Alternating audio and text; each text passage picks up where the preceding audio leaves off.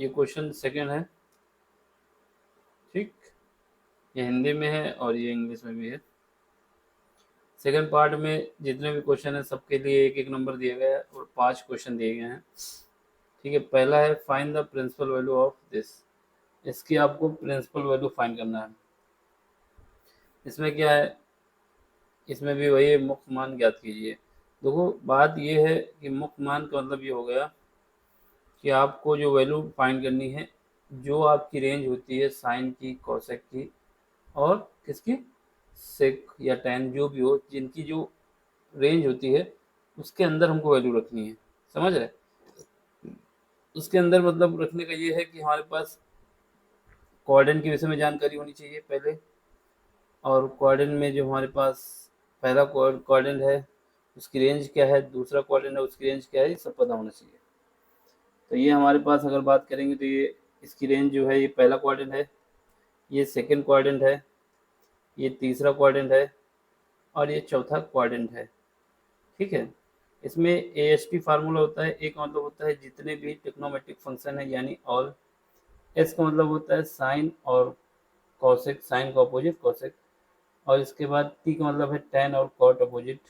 और सी का मतलब है कॉस और सेक अपोजिट, कॉस और सेक अपोजिट। यानी इसमें ऑल का मतलब हुआ कि जितने भी ट्रिग्नोमेट्रिक फंक्शन होंगे सब आपके पॉजिटिव होंगे। सेकंड में साइन का मतलब हुआ, एस का मतलब हुआ कि साइन और कॉसेक, यानी साइन का जो अपोजिट होता है कॉसेक, इसको छोड़ के बाकी सब नेगेटिव होंगे। और तीसरे क्वाड्रेंट में टेन और कॉट को छोड़ के बाकी सब नेगेटिव। वहीं चौथे क्वाड्रेंट में कॉस और सेक को छोड़ के बाकी सब नेगेटिव होंगे। इनकी रेंज क्या है, ये 0 से जाएगा और ये पाई बाई 2 तक जाएगा।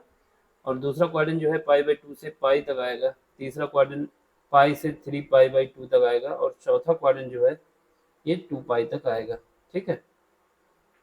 ये हमारे पास 4 क्वाड्रेंट हैं, इनकी रेंज बता दी। अब मुख्य मान का मतलब ये है कि जो आपकी जो भी वैल्यू आएगी, क्योंकि हमारे पास कॉसेक जो होता है, कॉसेक जो होता है इसकी जो रेंज होती है वो होती है पाई बाई 2 से, पाई बाई 2 से, या फिर पाई माइनस पाई बाई 2 से, माइनस पाई बाई 2 से पाई बाई 2 तक होती है। ये बड़ा ब्रैकेट लगा, इसका मतलब है कि ये इंक्लूड है वैल्यू, ये इसकी रेंज में बिलोंग करता है। लेकिन यहाँ पे जीरो नहीं आना चाहिए। जीरो वैल्यू को छोड़ के बाकी सब वैल्यू इंक्लूड हैं, जीरो को हटा देना होता है। तो इसका मतलब है कि हमको जो कॉसेक निकालना है वो ऐसा निकालना है जो इस रेंज के अंदर हो। यही हमारा प्रिंसिपल मान है, यही मुख्य मान है। वैसे ठीक, अगर ये प्रिंसिपल मान न लिखा होता तो ये हमारा कॉसेक किस कोऑर्डिनेट में निगेटिव होता है, कॉसेक हमारा किस कोऑर्डिनेट में निगेटिव होता है, इसको जानना होता है। तो कॉसेक जो है हमारा पहले, दूसरे और पहले में तो पॉजिटिव होता है, लेकिन तीसरे में निगेटिव होता है। तो हमको जो वैल्यू लानी होती है वो इसके अंदर लानी होती है। यानी हमारे पास क्या होता है, पहले तो पाई बाई जितना है यहाँ तक आने के लिए कितना चाहिए, पाई चाहिए। पाई में कितना ऐड करना होगा, जो इसका मान होगा। और कोसेक रूट रूट टू किसका मान होता है, पाई बाई 2 का रूट, पाई बाई 4 का मान होता है रूट 2, ठीक है। ये हमारा, तो इसको जब सॉल्व करते हो ये आता है हमारा 5 5/4। ये लेकिन हमको ये वैल्यू नहीं चाहिए, मुख्य मान चाहिए, प्रिंसिपल रेंज चाहिए, यानी रेंज के अंदर कद आना चाहिए। तो इसलिए बस हम सीधे लिख देंगे, क्या लिख देंगे कि कॉसेक इनवर्स है, ब्रैकेट में क्या करेंगे, माइनस कॉसेक पाई बाई 4, ठीक। तो इसको सॉल्व करेंगे तो यहाँ से क्या होगा, ये माइनस आगे आ जाएगा, क्योंकि कॉसेक की जो कॉसेक माइनस थीटा अगर होता है तो वो माइनस आगे आ जाता है, कॉसेक थीटा हो जाता है, तो वो माइनस आगे आ जाएगा। तो हमारे पास कॉस से कॉस हट जाएगा, कितना बचेगा, पाई बाई 4, ठीक।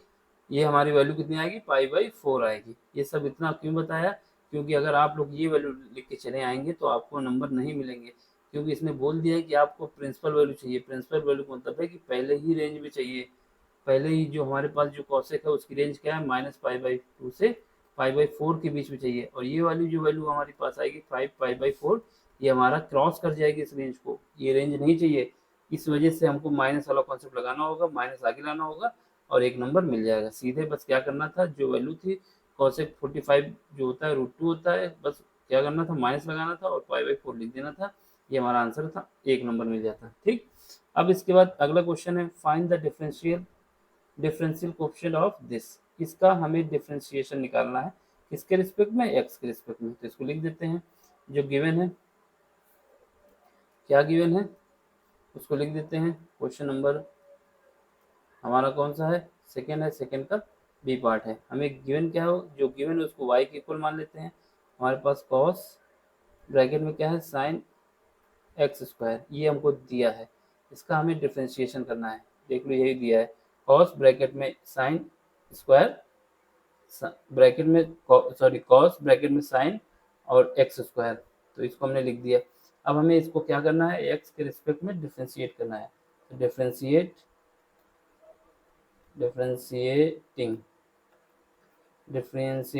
With respect to x, x के रिस्पेक्ट में डिफ्रेंशिएट करेंगे। तो इसको डिफ्रेंशिएट करेंगे तो ये आएगा d y by d x आ जाएगा। और यहाँ पे देखो कॉस एक्स, अगर हमारे पास साइन एक्स होता है, हमारे पास साइन एक्स होता है, साइन एक्स का डिफ्रेंशिएशन करना होता है, अरे सॉरी कॉस एक्स होता है, कॉस एक्स का डिफ्रेंशिएशन करना होता है, तो क्या होता है हमारे पास होता है माइनस का साइन एक्स। तो सबसे पहले क्या आएगा, माइनस का साइन एक्स, साइन एक्स अंदर क्या है जो है उसको लिख दो साइन एक्स स्क्वायर, ठीक है। इसके बाद इस साइन का डिफ्रेंशिएशन होगा, इस वाले साइन का, इसका फिर होगा डिफ्रेंशिएशन, क्योंकि ये भी फंक्शन के अंदर है ना, क्योंकि डिफ्रेंशिएशन फंक्शन का, फंक्शन के अंदर अगर फंक्शन कोई है उसका भी डिफ्रेंशिएशन होता है। तो अब क्या होगा, अब हमारे पास हो जाएगा साइन एक्स का क्या हो जाएगा, कॉस एक्स स्क्वायर हो जाएगा, कॉस एक्स स्क्वायर हो जाएगा, ठीक है। अब इसके बाद किसका डिफ्रेंशिएशन होगा, अब डिफ्रेंशिएशन होगा इसका, आपका जो एक्स स्क्वायर है इसका भी डिफ्रेंशिएशन होगा, तो क्या आएगा 2x, ये हमारा पूरा हो जाएगा। जब इसको अरेंज करेंगे तो कितना आ जाएगा, हमारे पास आ जाएगा x cos square, cos x square, और दूसरे ब्रैकेट में आ जाएगा साइन, ये माइनस आगे लगा देना, साइन ब्रैकेट में साइन एक्स स्क्वायर। तो यही हमारा आंसर है, ठीक। अगर यहाँ भी ब्रैकेट लगाना चाहते हो तो यहाँ लगा दो, अलग लगाना चाहते हो तो अलग लगा दो, इस पे लगा देना ब्रैकेट। समझ गए कैसे आया, पहले हमने कॉस एक्स का डिफ्रेंशिएशन किया, ये आ गया d y by d x, फिर उसके बाद कॉस एक्स का डिफ्रेंशिएशन करने के बाद कॉस एक्स के अंदर कौन सा फंक्शन था, साइन एक्स था, साइन एक्स का डिफ्रेंशिएशन किया, ठीक है, साइन एक्स का डिफ्रेंशिएशन किया तो ये आ गया। फिर उसके बाद इसके अंदर कौन सा फंक्शन था, एक्स स्क्वायर था, उसका डिफ्रेंशिएशन किया तो हमारे पास 2x आ गया, यहाँ पे 2 आना चाहिए, 2 कहाँ गया था, ये 2 मिसिंग हो गया, माइनस का 2x, ठीक। तो ये हमारा हो गया। अब अगला क्वेश्चन देख लो, अगला कौन सा क्वेश्चन है। अब हमें क्या करना है, इसको सॉल्व करना है। Solve d y by d x is equal to -4x² y, इसको हमें सॉल्व करना है। क्या है क्वेश्चन नंबर सेकेंड का सी पार्ट, जो गिवन है, क्या गिवन है, ये सभी एक नंबर का क्वेश्चन है। गिवन है हमारे पास d y by d x is equal to -4 d y by d x is equal to -4x² -4x² ठीक है। इसको हमें डिफ्रेंशिएट करना है, ठीक है। तो सबसे पहले क्या करेंगे, डी वाई बाई को अलग करेंगे और ये वाई स्क्वायर वाला इसके साथ ले आएंगे, ठीक है। यहाँ क्या करेंगे, यहाँ पर -4x को अलग करेंगे और डी एक्स वाला इधर करेंगे। अब दोनों साइड क्या कर देंगे, दोनों साइड, क्योंकि हमको इसको सॉल्व करना है, सॉल्व करना है ना, ठीक है। तो अब दोनों साइड इंटीग्रेशन कर देंगे, क्या करें, integrate both side, integrated both side with respect to, with respect अगर करना चाहें तो रख सकते हैं एक्स के रिस्पेक्ट में, अगर हम डिफ्रेंशिएट करना चाहते हैं इसको तो लिख देते हैं।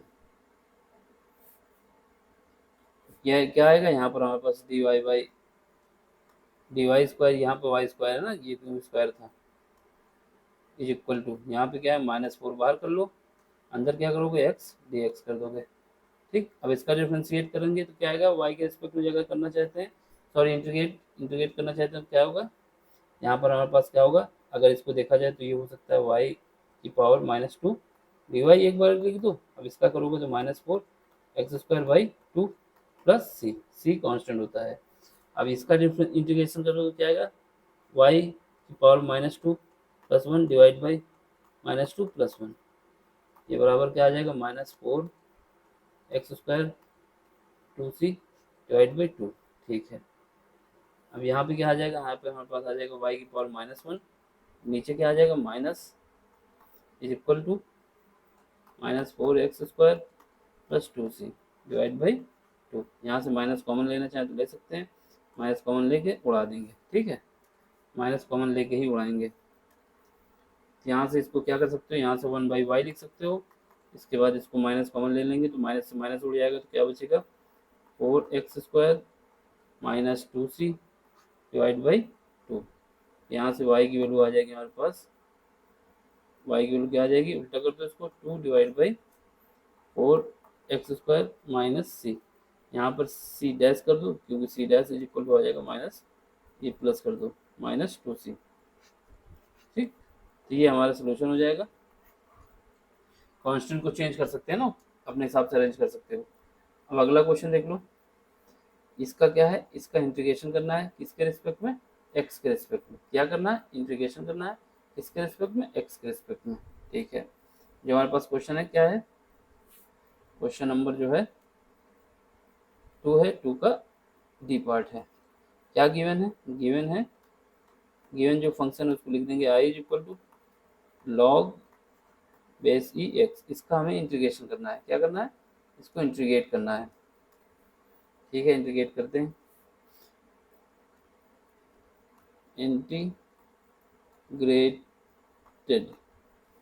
इंटीग्रेट कर दें या इंटीग्रेशन कर दें, क्योंकि integrate with respect to x, ठीक है। यहाँ पे करते हैं, यहाँ से क्या करेंगे, आई इक्वल टू इसका इंटीग्रेशन ले लेंगे लॉग ई की पावर एक्स और ये डी एक्स आ जाएगा, ठीक है।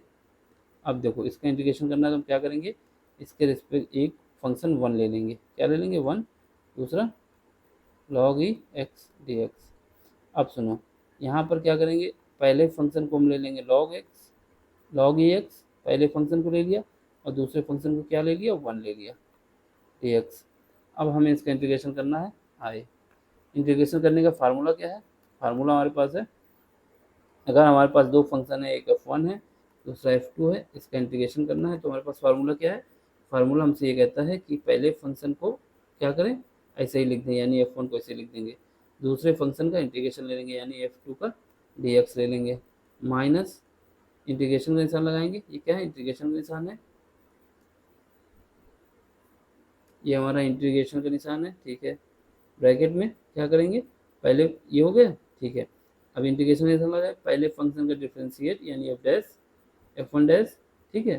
फिर उसके बाद दूसरे फंक्शन का इंटीग्रेशन यानी f2 dx, फिर यहाँ पर dx। ये फार्मूला हमें लगाना है यहाँ पे और आंसर आ जाएगा, ठीक है। चलो फिर सॉल्व करते हैं। क्या है, i इज इक्वल टू, पहले फंक्शन को क्या करेंगे, log x है, log x को हम ऐसे ही लिख देंगे, ठीक है। दूसरे फंक्शन का इंटीग्रेशन यानी दूसरे फंक्शन का इंटीग्रेशन करेंगे, क्या आ जाएगा, 1 का इंटीग्रेशन x आ जाएगा, माइनस पहले फंक्शन को क्या करना है, डिफ्रेंशिएट करना है, यानी log x का डिफ्रेंशिएशन 1/x, दूसरे फंक्शन का इंटीग्रेशन यानी x, फिर उसके बाद क्या है, ये dx आ जाएगा, ठीक है। अब यहाँ से देखो, यहाँ पे क्या आएगा, x log बेस ई x, ठीक है। यहाँ से x कट जाएगा, क्या बचेगा, 1 का इंटीग्रेशन क्या आएगा, x आएगा, यहाँ से x कॉमन ले लेंगे, क्या बचेगा, log बेस ई x माइनस 1, ठीक है। तो ये हमारा क्या हो जाएगा, आई। यही हमारा आंसर है, यही हमसे पूछना चाहता था और 1 नंबर मिल जाएगा आपको। अगला क्वेश्चन देख लो, अगला क्वेश्चन क्या है, अगले क्वेश्चन में बोला जा रहा है कि if 2pa is equal to 2pb और इज इक्वल टू 5/13 और conditional probability of A with respect to B क्या है, ये है। तो फाइंड करना है आपको probability of A union B. देखो हमें गिवन क्या है वो लिख लेते हैं, जो गिवन है, क्वेश्चन नंबर कौन सा है, 2 है, 2 का कौन सा पार्ट है, ई पार्ट है। जो गिवन है, गिवन क्या है पहले लिख लेते हैं। गिवन में हमारे पास 2 times of probability of A is equal to है प्रोबेबिलिटी ऑफ बी, ये इक्वल क्या है 5/13 की। इसके बाद कंडीशनल प्रोबेबिलिटी ऑफ ए, किसके कंडीशन में, बी के, ये कितनी है, ये हमारे पास गिवन है 3/10, 3/10। इसके बाद क्या है, probability of A union B हमें फाइंड करना है, ठीक है, ये हमें फाइंड करना है। सबसे पहले क्या करेंगे, प्रोबेबिलिटी ऑफ ए क्या आ जाएगी, ए आ जाएगी हमारे पास 5/26, क्योंकि ये वाला 2 जो है डिवाइड कर देंगे। प्रोबेबिलिटी ऑफ बी कितनी आ जाएगी, ये आ जाएगी 5/13 आ जाएगी। अब इसके बाद हमारे पास कंडीशनल प्रोबेबिलिटी ऑफ ए का जो फार्मूला होता है, conditional probability of A with respect to B is equal to होता है probability of A intersection B, probability of A intersection B divide by probability of B. ठीक है, हमारे पास क्या गिवन है, ये दिया है, ये फार्मूला है हमारे पास, और गिवन है, जो जो गिवन है उसको लिख देते हैं। क्या गिवन है, ये दिया है, ये कितनी वैल्यू दी गई है, ये वैल्यू हमारे पास दी गई है, ये वैल्यू दी गई है हमारे पास, ये कितनी है 3/10 इज इक्वल टू, ये वाली वैल्यू हमको पता नहीं है, A intersection B divide by ये वैल्यू कितनी है, बी वाली 5/13 है। ठीक है, इसको अरेंज करो, जब अरेंज करोगे क्या आएगा 3/10। ठीक है, इसको मल्टीप्लाई करके लाएंगे तो ऊपर जाएगा, ये इधर मल्टीप्लाई करते हैं अगर सीधे, कितना आ जाएगा 5/13 आ जाएगा। 5 से काटेंगे कितना आ जाएगा, यहाँ से आ जाएगा मेरे पास 3/26। ठीक है, ये हमारे पास क्या आ गया, probability of A intersection B, इसकी वैल्यू आ गई, यानी probability of A intersection B की जो वैल्यू आ गई हमारे पास आ गई 3/26, 3/26। अब हमारे पास फार्मूला क्या होता है, अब हमारे पास फार्मूला जो है, फार्मूला हमारे पास क्या है देख लो, फार्मूला हमारे पास ये है कि अगर हमारे पास यूनियन वाला फार्मूला देखा जाए तो यूनियन का फार्मूला जो हमारे पास होता है क्या होता है, probability of A union B, जो कि हमें फाइंड करना है, probability of A plus probability of B minus probability of A intersection B.